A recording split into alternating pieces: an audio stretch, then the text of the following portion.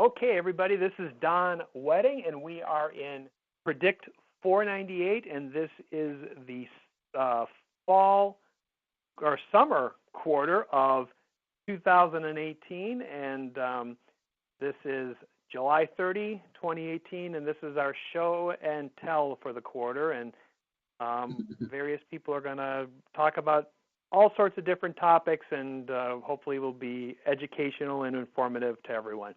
And first up tonight, we have Jared Thomas of Team 51. And Jared, you're going to be off to the races, but what are you going to talk about? Oh, the gig economy. I can't wait for this. Yeah, so, and this is, I guess, a little bit interesting. I guess just a little bit of background on myself. So currently I work for a bank, but my previous employer to the bank was a company called USANA Health Sciences. And what USANA is essentially is a direct sales company. I worked in their finance department, and I would do competitor analysis for them. Was part of my job, and I've actually continued doing that even though I've left the company. They really liked the way that I delivered the competitor analyses, so they asked me to continue doing that, so I kind of do that as a side gig in the evenings. So one of the things that they're interested in is this gig economy, the movement, the momentum that there's been in the economy towards people doing freelance work. Now, if you know what the direct sales industry is, it's essentially people having their own businesses. So when you think of direct sales, just to drop a couple names for you, Roden & Fields, Mary Kay, Herbalife, Amway, those are direct sales or multi-level marketing companies. So typically with these types of companies, there's two aspects to the company. One is the products that they're selling, and then two is the business opportunity that they provide.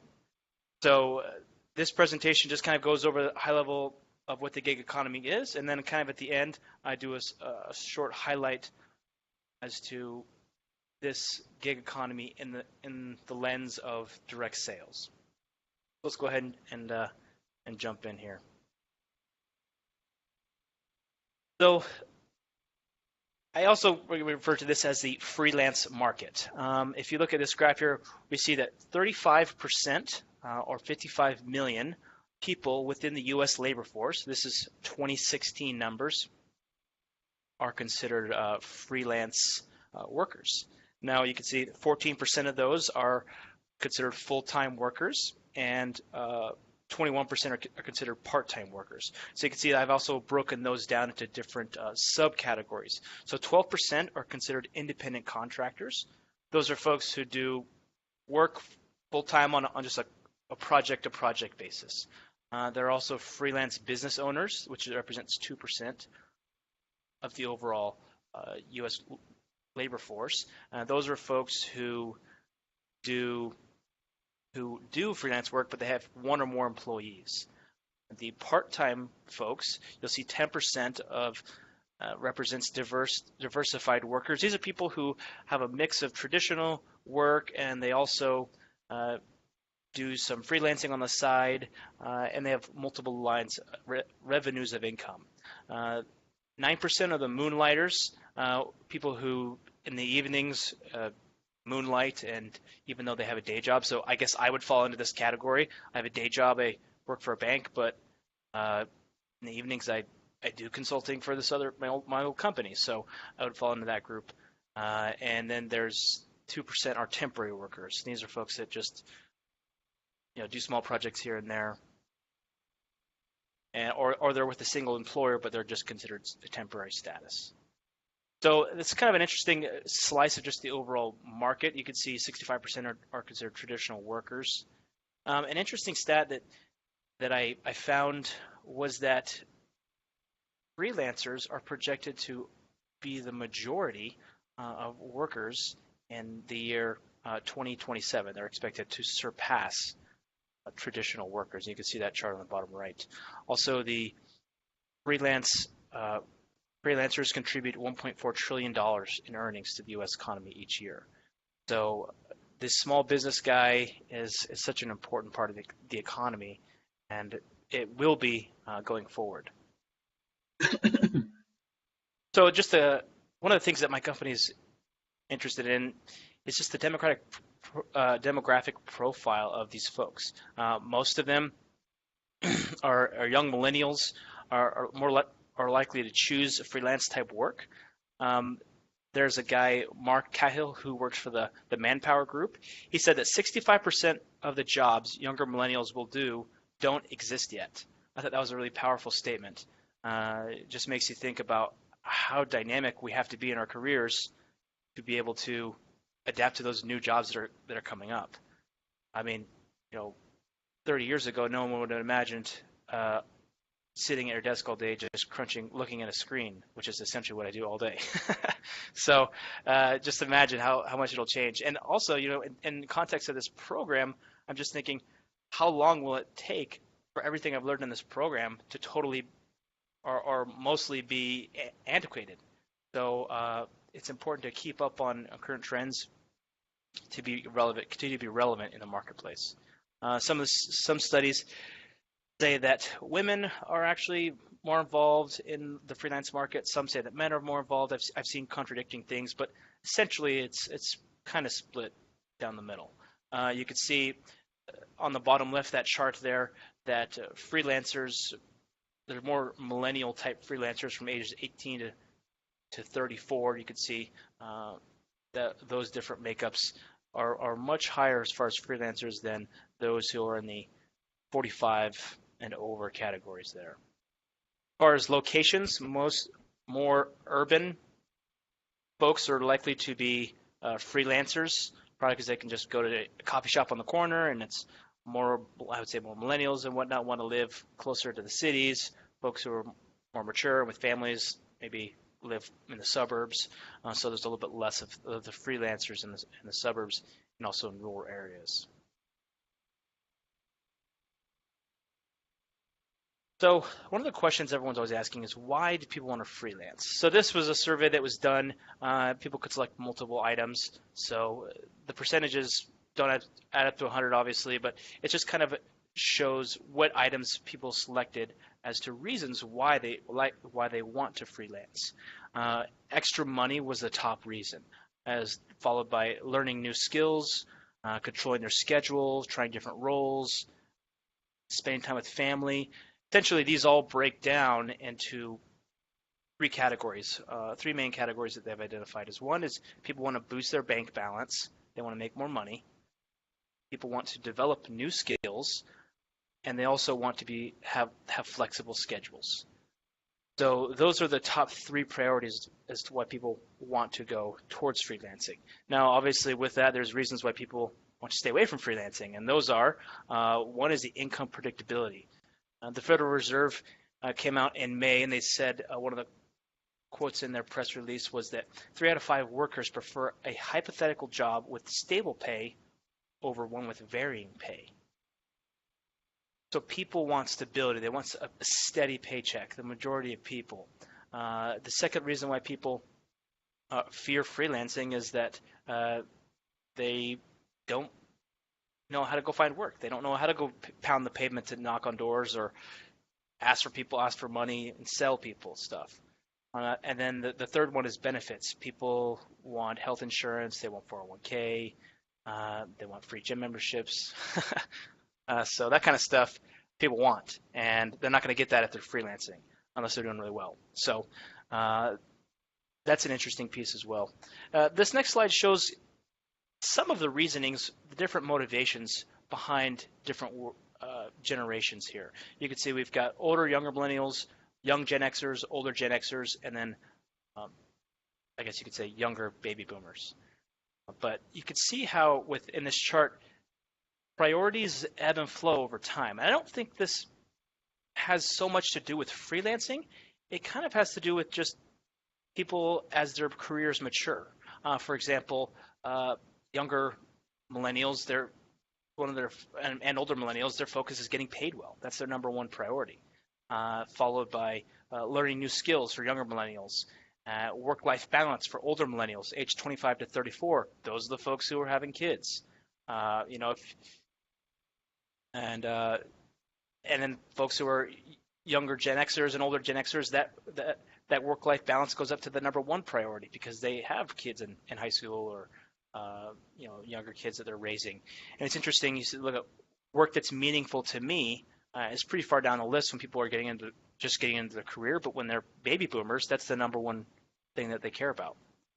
So this is kind of an interesting chart about, just shows those different priorities over time, which may be somewhat indicative as to why a lot of the younger generation right now is choosing freelancing. Maybe they just want to get paid faster and they want to learn new skills quickly, so they're trying to do things on their own.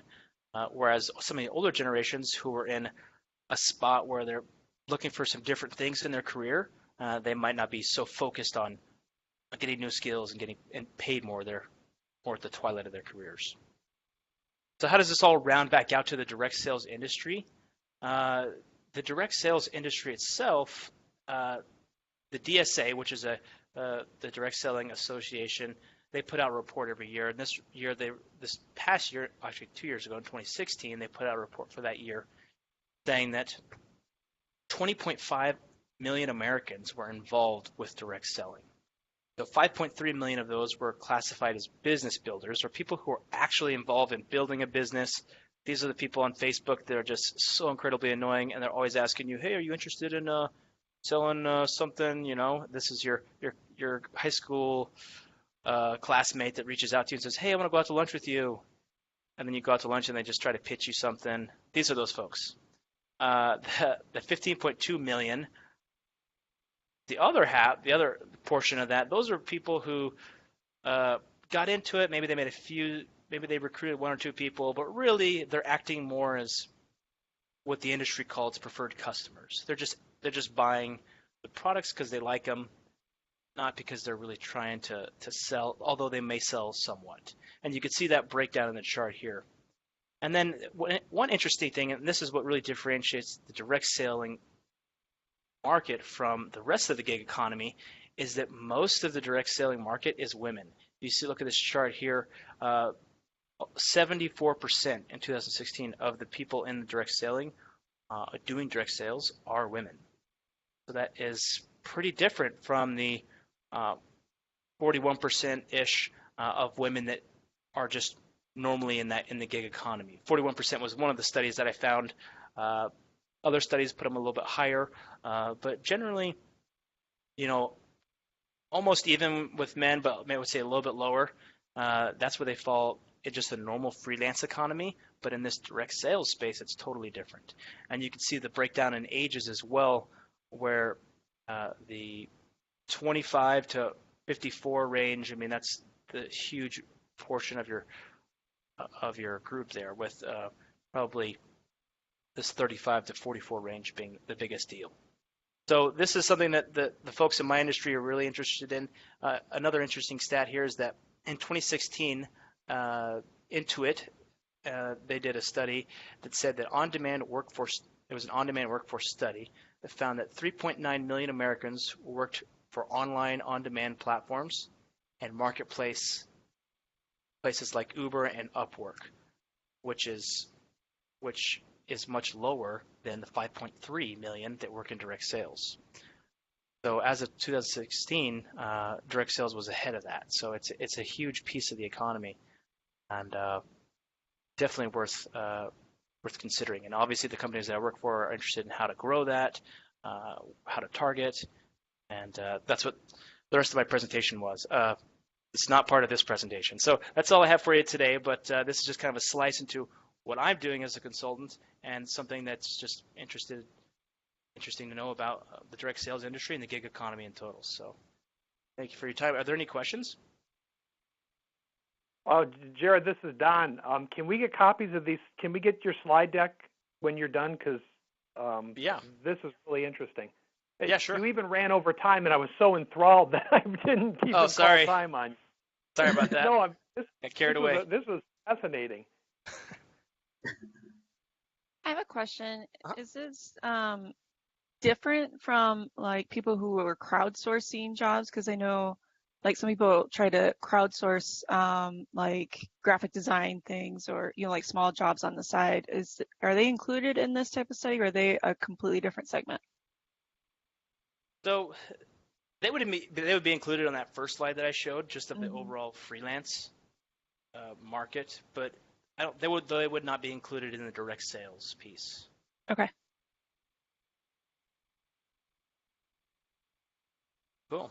Well, if there's no more questions, I'll go ahead and turn it over to the next guy. Okay, great. And you said you could share the slides with us? Yeah, I can do that. Perfect. I really enjoyed this. So, okay. Well, Alex, you're going to be second, right? Yep. Okay. Can you? What team are you with, Alex? I am with Team 81. 81. Okay. What are you going to talk about today?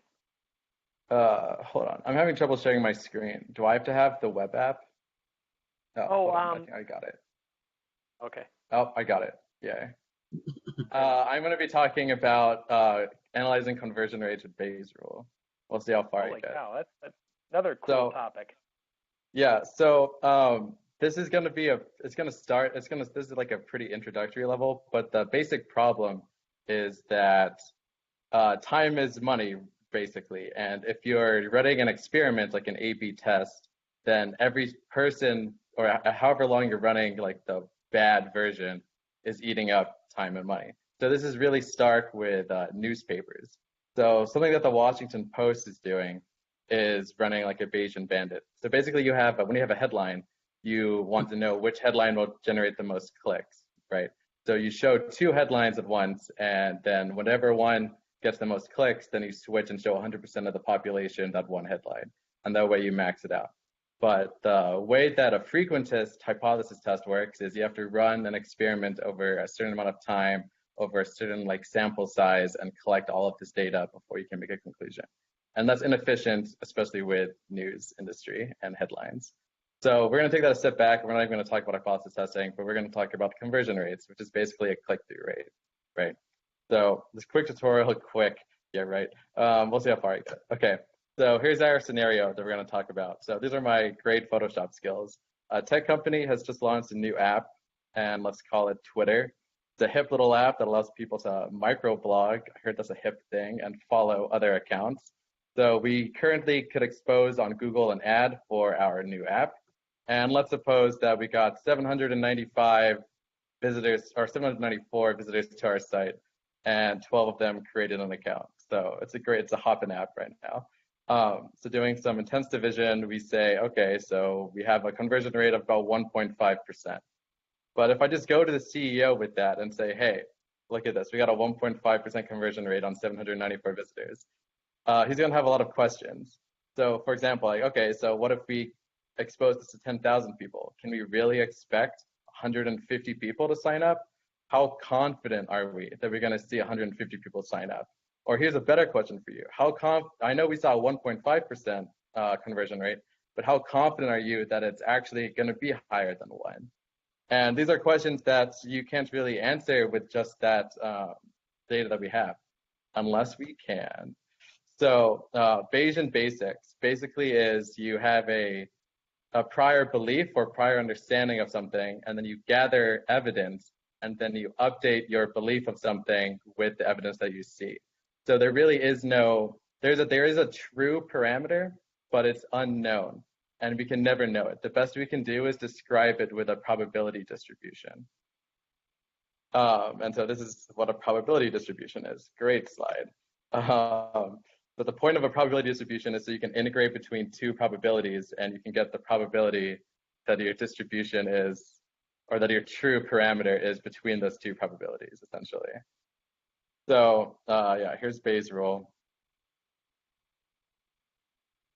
So yeah, like I said, the point is that we have a prior that represents our beliefs before any evidence, and then we get a posterior, which is our belief in the face of evidence.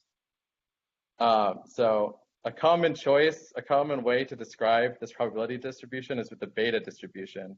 And as you can probably gather, it represents a distribution of probabilities. So it's like a normal distribution, right? It's a distribution between 0 and 1, basically.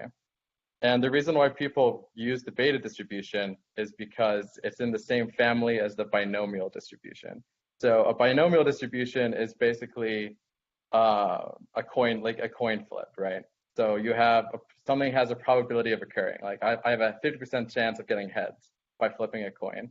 Someone sees my ad for Twitter and they have a 1.5% true conversion rate. So every a binomial distribution is defined by successes and failures. So when we translate that to the beta distribution, we take in two parameters, the number of successes and the number of failures, and then we can make a distribution. So let's say we flip a coin 10 times, right? And we get 2 successes and 8 failures. We can plot beta 2, 8, and we can see this actually has a mean of 0.2. I don't know what my graph is doing, but you can see that, okay, well, it's pretty unlikely that the true probability of getting heads is between 0.6 and 1, but there is a slight probability that it's between 0 and like 0.5, but we don't know for sure, but we can define it with confidence intervals and such. So our prior belief is usually represented by an uninformed prior. And so an uninformed prior can be like this one. This is Bayes' favorite one. It's beta 1, 1, which is basically a straight line between 0 and 1. And it represents the fact that we don't know what the true probability is, but we're 100% confident it's between 0 and 1. Yeah? And so you're like, duh, great. And so another popular one is beta 0, 0. And this also is basically always 0 or it's always 1. So we are either going to always get heads or we're always going to get tails.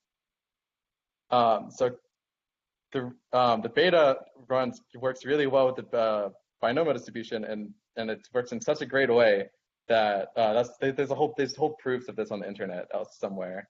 But I'm not going to go into the proof. But basically, all you have to do is add the number of successes to your prior and the number of failures to your beta parameter in prior. So don't be confused. Pick a prior. F11 or F00 are good choices. Observe N trials with K successes and F failures. So we're going back to our Twitter ad. We had 794 people, 12 signed up, 782 didn't. So do simple addition. Oh man, what a joke. It's optional if you pick the F00. Yeah, obviously. So now our new beta is going to be 13,783, right? We just added 1. If we chose an uninformed prior of F11, and then we added 1 to our observation. So what does this look like? It looks like that. So there's a big spike. And if we zoom in on that, we can see that we have a probability distribution where all the probability is between around 0.01 and 0.03. So and that's going to be our conversion rate. So we saw that we had a conversion rate of 1.5, but we can extrapolate that and say, okay, well, looking at this beta distribution, if we extrapolate to 10,000 impressions, we can expect to have around 163 signups. And I'm 80% confident that we will see between 109 and 223 signups. And I'm 95% confident that we'll see between 87 and 263. And then the CEO will go, okay, well, if you're 80% sure that we'll get at least 109 signups, and that's definitely worth the investment. And so, yeah, here's the other question that I asked. So what's the probability that our true conversion rate is actually greater than 1%? Well, we just go back to this guy and we integrate to the right from 0.01 to 1. And we can see that there's a 94% chance that our true conversion rate is going to be greater than 1 based off of the data that we have observed. Whew. What time is it? Okay, we got time-ish. So an uninformed prior isn't very good when you have small sample sizes. The astute among you. So yeah, if you graph beta 2, like if you see if 5 people see our ad and 2 create an account, do we really have a 40% conversion rate? Like probably not. But if we use our beta with an uninformed prior of 0, 0, we get beta 2, 3, which looks like this, and it tells us essentially nothing. We're like, great. Our true conversion rate is between what, like 0.05 and 0.95? Like that's useless. 0.05 and 0.8, I was close. So this reflects the very little information that we actually have gathered so far. We only saw 5 observations. Hold your horses. We may be new to app advertising, but 80% sounds really high. So we do a quick Google search and we see that similar ads actually have a 2.5 conversion rate. So how do we map that to a beta function? Well, we want the mean, which is going to be alpha divided by alpha plus beta, to be 2.5. So there are quite a few options we can choose from: 140, 280, 200. And there's that mess of a graph. So as you may see, the larger our prior, the larger the sum of the alpha and beta in our prior, the more narrow our distribution is. So that means it's going to have a stronger impact on our evidence. We have to gather more evidence to counteract our prior belief, which makes sense. But we're not too sure, so we're just going to pick the lowest one, 140. Great. So then if we see our 5 observations of 2, 3 and stick it into our quick map, we get beta 343, which tells us a whole lot more than beta 23, as you can see here. So we're still not very sure because we've only observed 5 people, but based off of our prior belief, we know for a fact that we probably don't have a 40, 60, 80% conversion rate. Whew.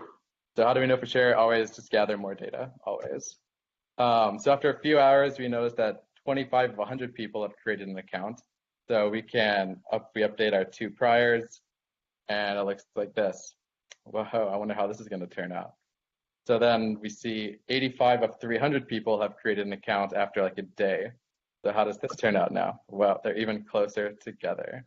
So the point I'm trying to emphasize here is that the more data you collect, the less your prior matters. You can use an uninformed prior if you collect hundreds of data points, because it doesn't really matter and they're going to eventually converge either way. So what have we learned? When we have no evidence, an uninformed prior proposes things we know are absurd. In light of little evidence, when we have little evidence but we have a prior belief, our prior belief squashes any observations that we have. And as we continue to gather data that disagrees with our prior, our posterior belief shifts towards what the data tells us and away from what our prior beliefs were. And then since we started with a pretty lenient prior, we were able to get a conclusion from a small data sample. So the more important thing to realize, the more data you gather, the more your prior beliefs get diminished by evidence. Great, wow. So what Washington Post does is they run these 2 headlines, right? But they then get 2 distributions based off of the number of successes and failures, or clicks and not clicks, right, on their headlines. And then they do a Monte Carlo simulation, right? So that's where you sample 100,000 times from the blue one, and you sample 100,000 times from the red one, and you see how many times the red one is actually greater than the blue one, and then you can turn that into a probability. Then they say, okay, well, headline 2 is 65% more likely to be better or have a true conversion rate higher than the true conversion rate of headline 1. So we're gonna stop showing headline 1, and I'm good enough. That's good enough for me. We're gonna show headline 2 to 100% of the people, because we don't want to lose clicks by showing headline 1. So it's pretty cool stuff. And like I said, this is like the very first. I have like a few of these slides, but yeah, I don't know if I have time for questions, but sorry, that was a lot. Alex, this is Don. I'll tell you something. I've been doing analytics for 20 years, and I've never seen this before, but it's so cool. I can't believe it. I love this. Yes. Can you get the slides to me? Would you share those? Yes, of course. And yeah, and this is a very relatively new thing, maybe in the last like 5 years or so. And the problem was that Monte Carlo simulations over these probability distributions, they get a decent amount of computing power that just like wasn't available before like 2010, really. So, but as companies are starting to realize that, hey, showing like a bad like headline for a long period of time is hurting my business, they are turning towards like these new ways of hypothesis testing. Like, so I have an excuse for not having seen this before because it's new, right? Yeah, yes, sir. This is why I absolutely love show and tell. Every quarter, like that gig economy thing, and now I got this. You guys are just making me so much more valuable in the job market as a result of this. This was really cool. So, Yeah, please Thank you. send those slides my way. I'd like to look at those some more. Of course. Good job, man. That was good. I didn't even ask if anybody else has questions of Alex. Well, yeah, I'm sure they do. This is a lot for 10 minutes. If anybody has a question, you can ask it real quick before we move on to the next person.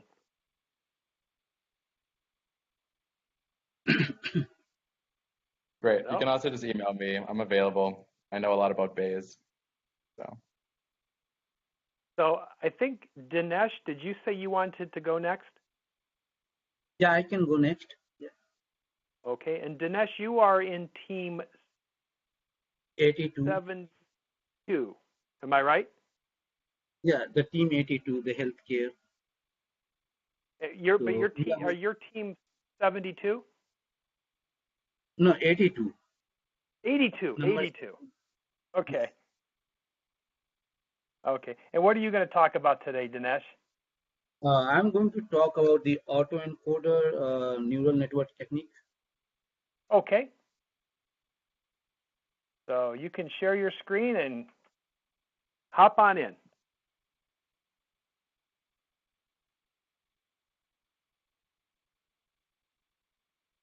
So there you go. Perfect. Thank you so much. Start whenever you're ready. Give me just a second.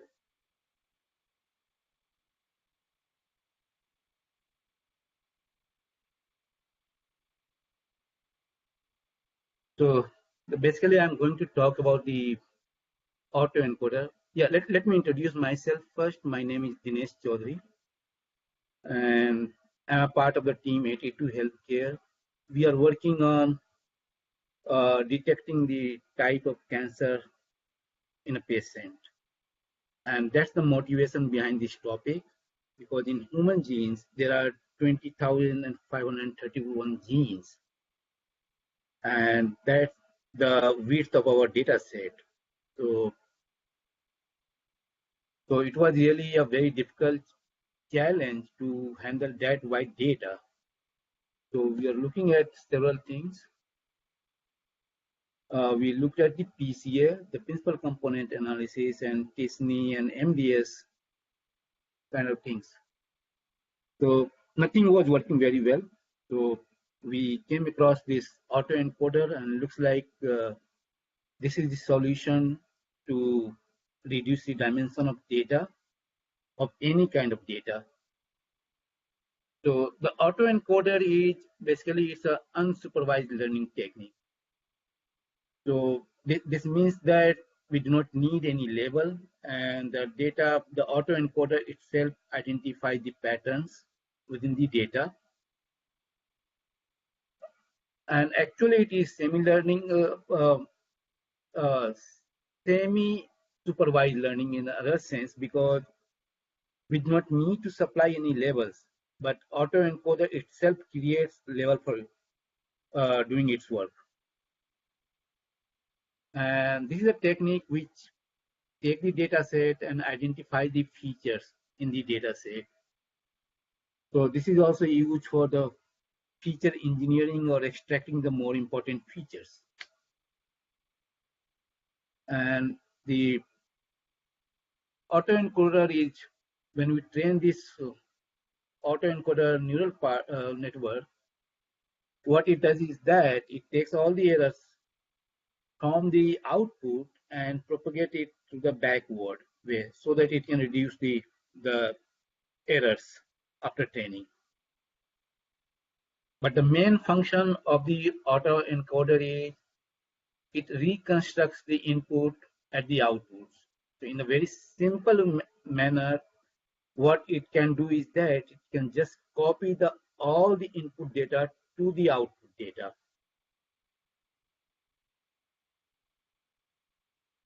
But that's not the purpose of the autoencoder. So we do not want to just copy the data, but we want to reduce the dimension, or we want to extract the features from these things. So we'll see how we do it in the next slides. But the essence of the autoencoder is copying the input and try to make the output as similar as we can, as similar to the input. So the output and input should be similar. So this was the motivation, like the PCA, MDS, and TSNE, they do not work on the very wide data set. When the number of features are very high, they do not work. PCA is basically the linear combinations of the variables. So since it is a linear combination of variables, it cannot work on the non-linear data. So that is the limitation of the PCA. And also PCA does not work very well on the very large number of variables. And the similar problem we have the TSNE. So TSNE is very good in visualizing the data, but it can do only when we have the number of features around 32 or less than that. If the number of features goes beyond 32, it makes really difficult. So the solution is that we can use the autoencoder to reduce the dimension, and then we can use the TSNE visualize the data. Then the combination of autoencoder and TSNE works pretty well. So the next slide tells us what actually the autoencoder does. And so if you look at the picture, we have input, and that is the number 4. That this is the handwritten digit. And on the rightmost side, we have the output. So this is the output generated by the encoder. So it appears that we are losing some information, some loss of the information. But this is the purpose of this encoder, that we can try to mimic the input. We can lose some data because we are compressing it, but we can still make it that this is the number 4. So there are 3 components in the autoencoder, and besides the input and output. The first component is encoder, and the second component is decoder, and the middle of that is code. So essentially, the encoder takes the input, it applies the encoding methods, and then it compresses and give it to the code. So the code is basically the compressed version of the input. The decoder takes this compressed version of the input, and that is what we call it as a code, and then applies some decoding methods and generates the output. So on a very high level, this is the basic architecture of this the autoencoder. And this we can say the single layer autoencoder. We have multiple number of inputs and multiple number of multiple nodes on the input side and multiple nodes on the output side, but we don't have any hidden layer here. So this is called the single layer autoencoder, where we have the input and the output layer, and the hidden layer we are saying here is that is the code part. So that is the compressed data. The requirement we have for the autoencoder is that the dimension of the input layer should be same as the dimension of the output layer. So if we have this number of nodes on the input layer is 6, then the number of nodes on the output layer will also be 6. But the middle part, the code, can be of dimension of our own choice, because we want, this depends on us how much data we want to compress. So here we have 3 nodes. So basically we are compressing to the 50%. And next layer is there are multiple layers here. So one on the left side we see in the green, that is the input layer, and then we have the 2 hidden layers appearing here in the between the yellow nodes and the green nodes, and these are 2 hidden layers. But we consider this green and these 2 layers as the encoder layer or the encoder. And similarly on the right side, we see the rightmost is the output layers, and then we have two more layers, that is the decoder layer. So there are multiple layers, so we can make this autoencoder as complex depending upon our requirement and how much data we want to compress or how much feature we want to extract. And there are few hyperparameters. So as we saw in the previous slide, the code size is basically in the middle we have two nodes here. The yellow, that is the code size. So that is the compressed data. And then we can say the number of layers. So this is number of layers means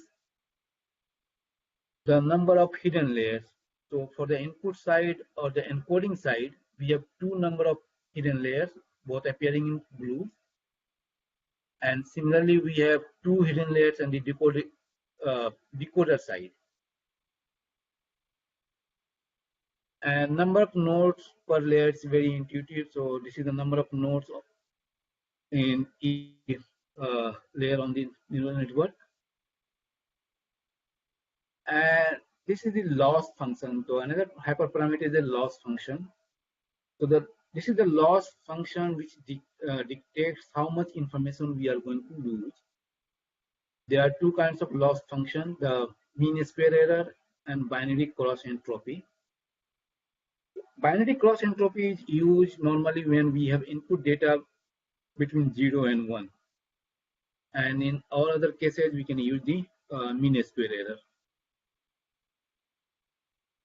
And there are various types of the autoencoder, but I am just trying to address here three types of the autoencoders. So the first one is denoising autoencoder. So sometimes our input is mixed with the random noise. So what we want to figure out is to identify the pattern within the noise, subtract the noise from the input, and in output we want to display the actual pattern, the hidden pattern covered by the noise. So that is the purpose of the denoising autoencoder, removing the noise and filtering out the pattern from the signal or the input. And the sparse autoencoder is like we want to identify only the active node just to reduce the number of features. So what we do is that we can put a lot of zeros or the sparse constants and force the autoencoder forces just to activate only few very important features. And that fraction of features become the active node, and that is the important features. And this is used in the extraction of the important features.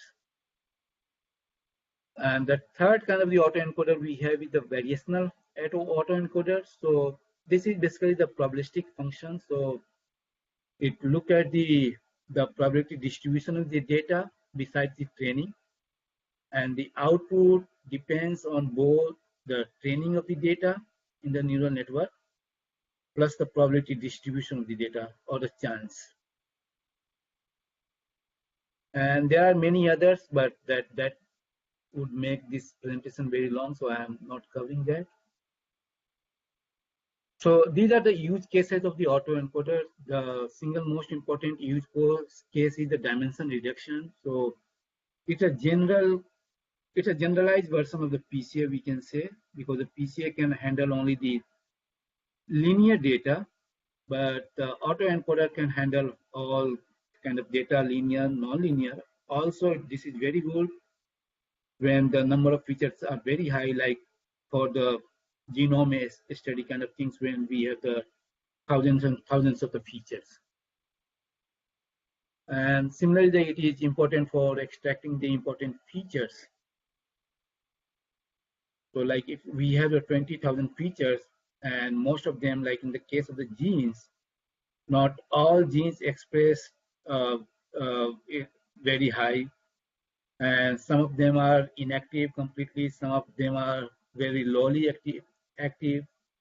So these genes does not contribute anything in making decision of the behavior characteristic or the disease of the person. So it can filter out all those lowly active genes kind of things, or the lowly active or the low importance features. And the other good use case is the image search, and Google uses this image search. Google uses the auto-encoder for the image search. So basically, Google beforehand it makes a list of it compresses all the images and make an index list, and then somebody is searching for the index, then it compresses that image and search that image into that index. Autoencoder can also be used as a single class classifier. So it filters out all, it basically identifies if the particular image or particular features or the particular samples are classified into a single class or not. So this helps us in the fraud detection kind of things, like the anomaly detection kind of thing. So if something which is abnormally different than the other attributes or other components in this class, then it identifies that, and that we can use in the fraud detection. And these are a few references I have copied here to YouTube lectures. And the fourth one is basically it's a guide how to build the autoencoder using the TensorFlow and Keras. And the first one teaches us the first dimension reduction with using the autoencoders. So this is a very nice paper, and it teaches us how to use the autoencoders to make the dimension reduce, that kind of things. So this is all I have to offer this evening, and I can take any questions on these things. This was a very high level view on the autoencoder because this goes into very deep. But we have limited time, that's why I just consider. And I can share this slide so that if somebody is interested in those references, they can learn more from there. So is there any questions I can address to? Yeah, I was going to say, definitely send those my way, Dinesh, and I'll distribute them to the class. I have a quick question for this. If you were going to do this autoencoder neural networks, do you use an R library or Python, or is there what tool would somebody, I mean, obviously it's probably implemented in many places, but which one do you use? I am using the Python, and the backend is the TensorFlow, and the front end I am using Keras. So TensorFlow, the Python, TensorFlow is a Python library then? Yes. Okay. Yes. Very cool. Does anyone else have any questions, or?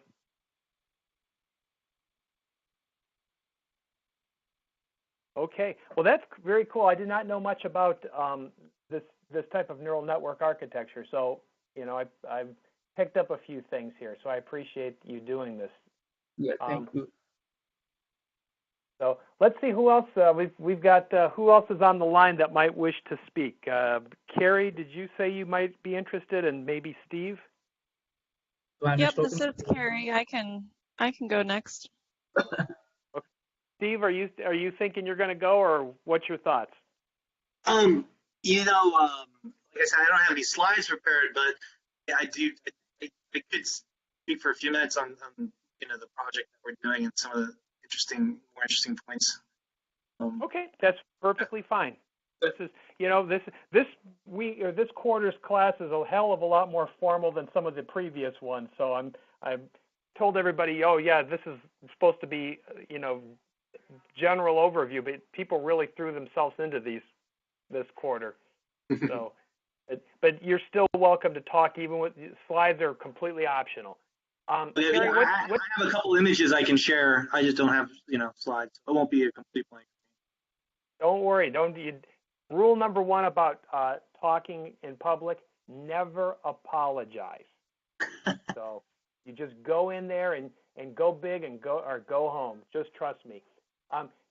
So Carrie, what are your thoughts? What team are you on? I'm on team 82 with Dinesh. Ah, okay. But Carrie, what do you plan to speak of today? Mine is not analytical at all. Hey, it's going to be a break from all of the stuff we've been doing.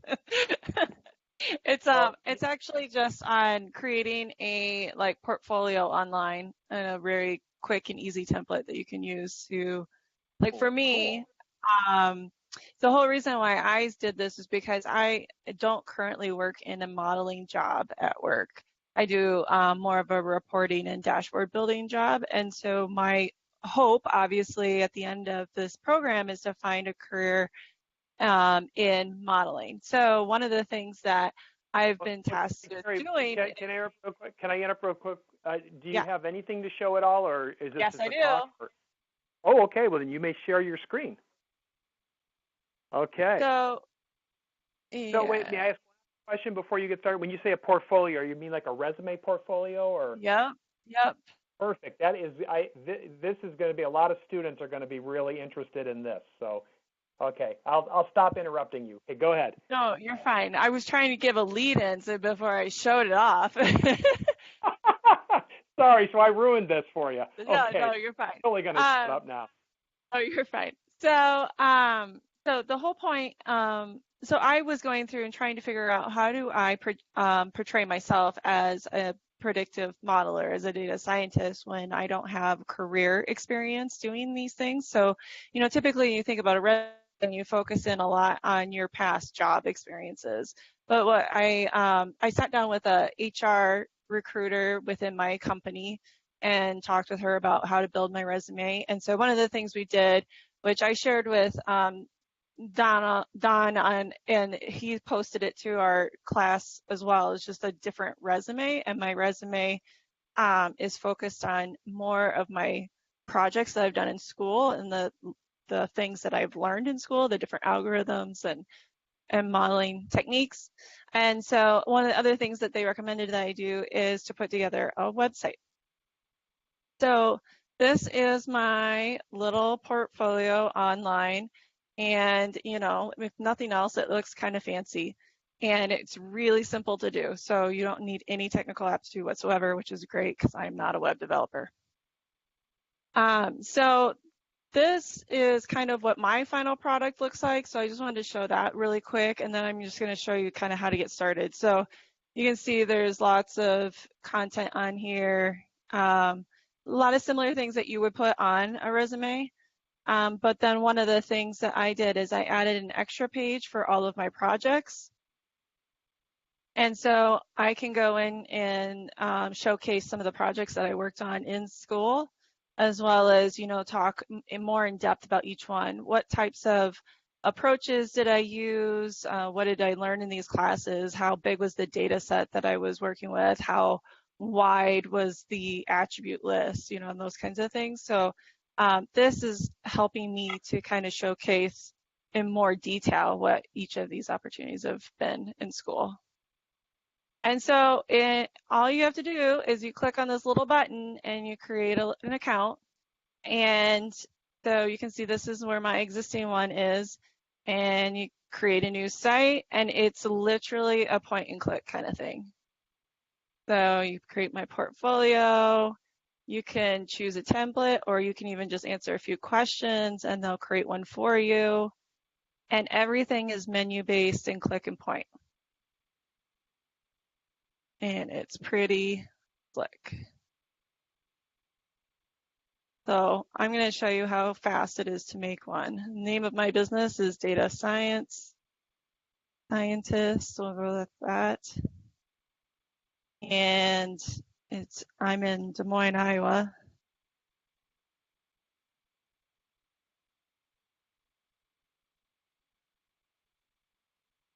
And it didn't find my business online, which is fine. I can enter all my details myself.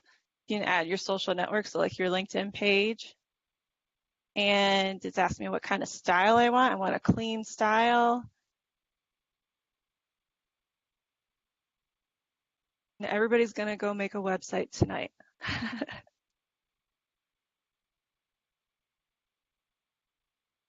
Are you going to purchase your URL, or are you just going to leave it .wix? So it will create a domain. Let's see, what is mine? It creates a Wix domain name with your email address in it. So the only thing I would be careful is like, I'll probably change mine. I'll probably create a new version with a new email address after I graduate so that, it doesn't have the NU one in it, but it's really pretty easy. So it really should be copying and pasting, because all of these, let's see if I go back to home, all of the job details and things, these were all templates. So it just literally asks you for what's the title, what company did you work for, what period did you work for them, enter your bullets. And it's pretty click and drag friendly. And it's also mobile responsive. So there's a view where you can see what it looks like on a phone. So this is just what it created for me.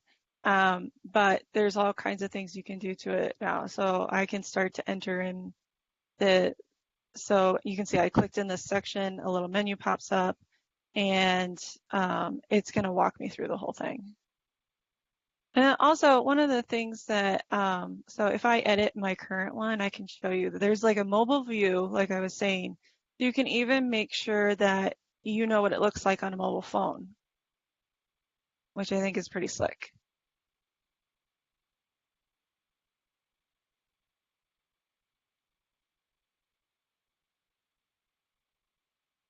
And you can design it before you publish it so nobody can see it, which is also nice. Or you can discontinue it and like not have it published for a while with all those different menu options on your account. So it's pretty slick.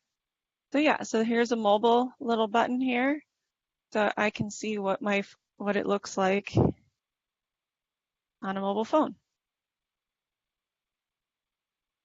Carrie, could you, is this thing something that, let's say hypothetically, the students say, oh yeah, my Predict 498 project was so great. Could you like upload this and then allow like a potential employer to download it? Can you put content that's downloadable or? That's a good question. I have no idea. Yeah, but, I was going to ask that too. I was wondering like, a PDF of the resume or maybe a movie file or some other, yeah, maybe you had some code in a file or something. Yeah, that's a really good question. I don't know if you can do that or not. Obviously, this is free too, so it could be a premium options will let you do that. I would say though that like you can add, these are all little buttons. So like if you have a GitHub account or something, you could have a link to like your GitHub repository if you had some Jupyter notebooks out there or something, or R markdowns, then you could link them in here as well. Oh my gosh, this is so cool. I want to work on my resume. I know, right? Have you sent this out at all? Have you gotten any feedback on this? It's a link in my, right now I have it as a link in my resume, and I also have it set up as a link in my signature on my emails.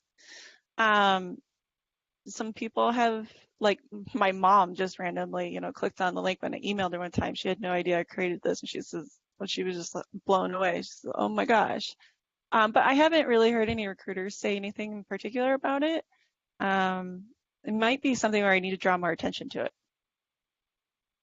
But yeah.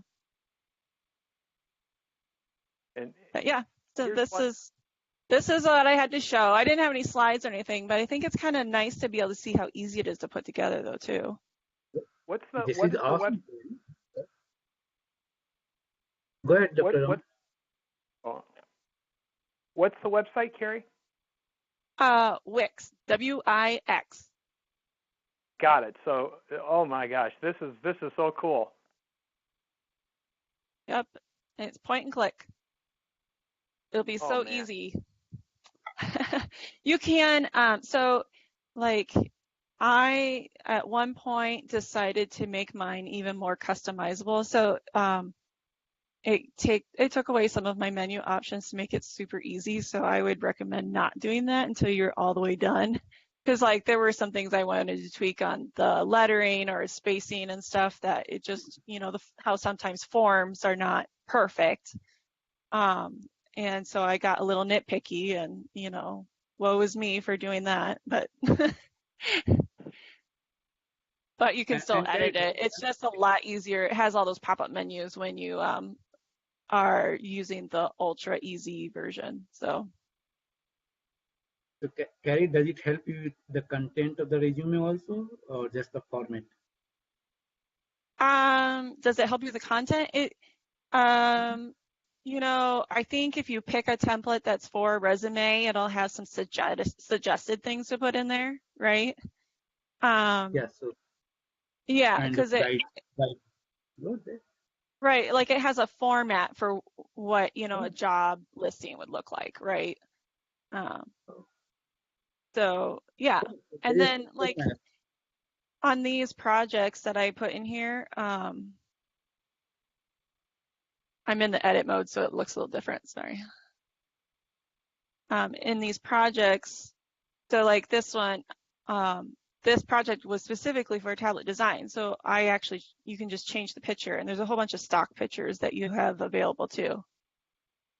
Or like I had one that was on, Ames housing or whatever, dengue fever. So I found something that kind of looked like, a biological experiment. New York City rentals. So I just found something that kind of looked like a cityscape that was in the free stock photos. So yeah. Wow. Very nice. Yeah, I'm excited. I want to work on my resume now, and I'm not even looking for a job. Just so you can look flashy, right? Yeah. But I'm gonna stop sharing unless somebody wants to see something else in particular. I know my time's probably about up.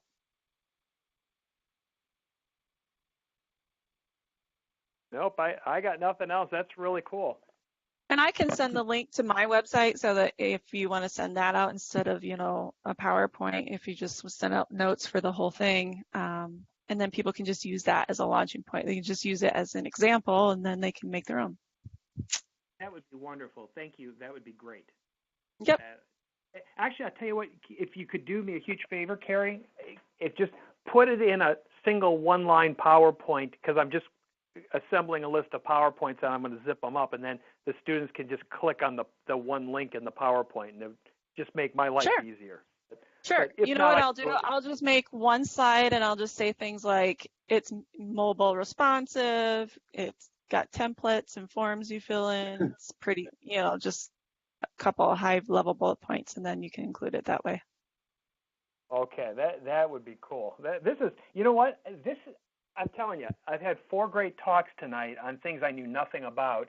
I do not understand. We got 50 students in the 3 sections. I don't know why not everybody's on the call. You can learn a lot from these show and tells. I'm telling you. So, anyways, Steve, are you interested? Or you? That's a tough act to follow. You got 4 tough acts to follow. You up for it? Yeah, sure. Just we'll give it a shot. I'll give it a shot. Let me share my screen. Okay, Steve, what team are you on? I'm on team 75. Okay. It's the Zika virus. Okay. What are you going to talk about today? Well, just a couple things about what we've learned about collecting mosquito information in America. It's just that was kind of a surprise that we had to account for when we were formulating the model that we were going to use to do a Zika outbreak simulator. It was kind of an interesting thing. But a little bit of background, I do work for a biotech pharmaceutical company. It's a company called Takeda Pharmaceuticals. It's based in Japan. It's really old. It's like a 237-year-old company. Kind of funny because when you look at the portraits of the CEOs, when you go back far enough, the the photographs turn into paintings. It's because the company predates photography. Oh, wow. Yeah, this is kind of neat. But so anyway, I work in a support role. I do reporting and analytics, portfolio analytics currently, and I do support for some of the vaccines teams. And right now, Kate is working on a vaccine for dengue and for Zika, and also for chikungunya. One of the dengue trials has like 25,000 people in it, and it's mostly in the tropical regions of the world. But so anyway, yeah. So the idea of when we were talking with my team, the idea of doing something with Zika was, I knew just enough about it to be intrigued, but I wasn't completely conversant with all of the details and the facts. Now we're kind of, going forward and learning some stuff. You can see on the screen that I'm sharing right now, this is the active regions where Zika can be contracted, from a mosquito. I believe the virus was first discovered in the 50s in Uganda, and there's a lot of folks in Africa who have kind of, it's not really an immunity, but basically a built-in resistance. And when you catch this disease, when you catch the virus, it can be a few weeks of a pretty heavy flu-like symptoms, but usually nothing more than that. So yeah, you'll be knocked off your feet, and then when you're done, if you make it through its immunity, you get immunity. Of course, 2016, a couple years ago, there was a big flare-up worldwide, especially in South America. There was cases, that actually were reported in America. And I think everybody can recall the big thing was if a woman is pregnant when she contracts this virus, the children come out microcephalic. It was a very, very dramatic news story, and obviously with pretty severe or pretty profound impacts in society for the children going forward. So a lot of people, I remember my wife was pregnant a couple years ago, and we couldn't go anywhere warm while she was pregnant. It was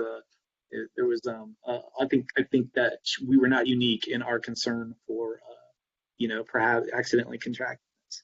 So yeah, this is the countries where Zika is prevalent. And what is here is, this is a CDC estimate. What's responsible for Zika is this little bug, this little critter named Aedes aegypti. This is a species of mosquito that also carries a dengue, chikungunya, and a couple other diseases that I can't pronounce, as well as Zika. And this is a CDC estimation of the territory of the Aedes aegypti mosquito in the United States for last year. Now, so far this year, as of 2018, there hasn't been a single reported case of Zika in America that looked like it was locally contracted. So if you notice, this is pretty much the South. And so we wanted to look into this a little closer. We wanted some hard numbers, and it turns out that even the reason why the CDC has this estimated, this is estimated on humidity levels and life cycles and various other factors that surrounding the life cycle of the Aedes aegypti mosquito. It turns out that there are over 1,000 different agencies in America who are collecting mosquito data that are basically parts of mosquito abatement programs. I know I grew up in Florida. I remember the mosquito truck driving through the neighborhood, spewing out this stuff that we were always wondering if it was going to kill us or not. But it didn't, and it did do its job to abate the mosquitoes. So because of various economic and political reasons, there are over 1,000 agencies that are involved in mosquito abatement who are also taking samples and basically, collecting the data that would be very, very, very critical if the CDC could get their hands on it in order to do better modeling of exactly just how prevalent this dangerous species of mosquito is in the continental United States. And so there are calls now. There was a great article here, a case for sharing the data. It's a very recent article from August 2017. That's basically just recounts. I just gave you basically the highlights. That basically there's 1,000 agencies, only 152 make their data publicly available, and that we as a country can do better. However, there's lots of basically self-interested reasons why this data isn't shared.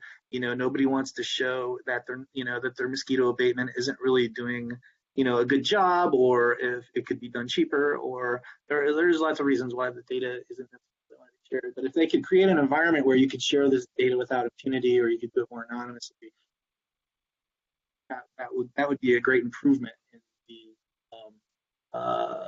the ability to better model mosquito populations. And this is so we will probably, if it's good enough for the CDC, it's probably good enough for us. We will probably have to use estimations in our model rather than actual data about mosquitoes. This is like I said, this is kind of died down a little bit, but if we can take a lesson from Ebola, you've noticed, if you pay attention to the news, you notice that it'll die down for a year or two or a season, and then rage back up with many contagious cases. And so with global warming, I mean, or what are they calling it this year? Climate change. Yeah, with climate change, the range of this dangerous variety of mosquito could get broader and more resilient with seasonal fluctuations than it has before. And basically, we're kind of, I think that it's not imprudent to say that we could probably see another outbreak again in this country. I know that when we had the, about 10 years ago, when we had the sudden downturn in the economy, there was a lot less public money to go around, and mosquito abatement programs were the first on the list to get chopped, or at least reduced budget. So there was so I think now that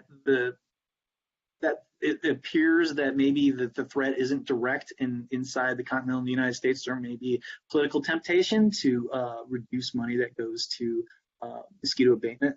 However, it's probably not a good idea. And if trends, and if you can draw analyses and analogies from other cases, it looks like I wouldn't be surprised if we saw another Zika outbreak in the next year or two. So that's basically it. I just wanted to know, basically it was a little harder than we thought to find accurate mosquito population data. I just wanted to show you guys, because I know that when I saw this map for the first time, I was, it was interesting to say the least. So yeah, that's all I got. Hey, I got a quick question for you. Mm-hmm.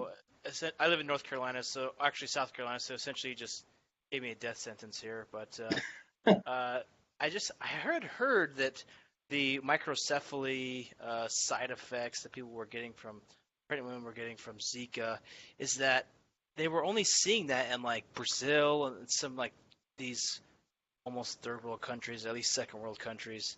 And some of I kind of heard, I don't know if this is a conspiracy theory or how much there is to this, but that the government was saying, oh no, this is because of Zika, where in reality it had to do with, pollutants or water supply issues, and they're just trying to cover their tracks. Have you read I'm a sucker for a good conspiracy theory. I had heard something similar, that basically it had to do with the pesticides that they rolled out on an emergency basis. Mm-hmm. That maybe it had, there was, like you said, there's a correlation / causation thing. But basically, yeah, I heard that the microcephaly could have been caused in part by these very strong pesticides that were rolled out in a panicky, kind of hasty manner. But I didn't hear about the pollutants. But I think what I kind of heard was kind of similar to along the lines of what you were saying. you're right. You're right. That's kind of what made the news. That was the most dramatic impact a couple of years ago, was the microcephalic babies. And you're right. I think that what you've done is given me an action item to research. Like I said, this is not a new virus. It's been around since the 50s, and I'd like to see the rates of microcephaly in Africa, in India, and all the other places in the world where where you can contract Zika, and maybe compare them to the South American countries to see if indeed there is some sort of trend that's recognizable. And they compare that to actual cases in the U.S., because the U.S. is less likely to just dump chemicals everywhere. Unless you really get into the conspiracy theories and you're talking about chemtrails and stuff. No, just kidding. But yeah, that's an interesting topic. Yeah. Any other questions? This is Don. What I like is about this particular talk is that it really underscores how, it doesn't matter what your topic is, you're going to have to, when you do a data science project, you're going to have to be nimble and innovative, and the data just never falls out of the sky blessed by the fairy princess. You're going to have to do, all sorts of, just be creative and innovative in how you're, like your simulator here, but it could just as well be Twinkie sales, or something like that. You have to be creative, and that's what I thought was interesting. Okay. All right, so I'm going to stop sharing now. All right. Well, see, Steve, I'm glad you talked. I thought that was a very interesting talk. Now I'm afraid of going outside, but okay. But yeah, get some insect repellent. Yeah. Does anybody else would like to talk tonight?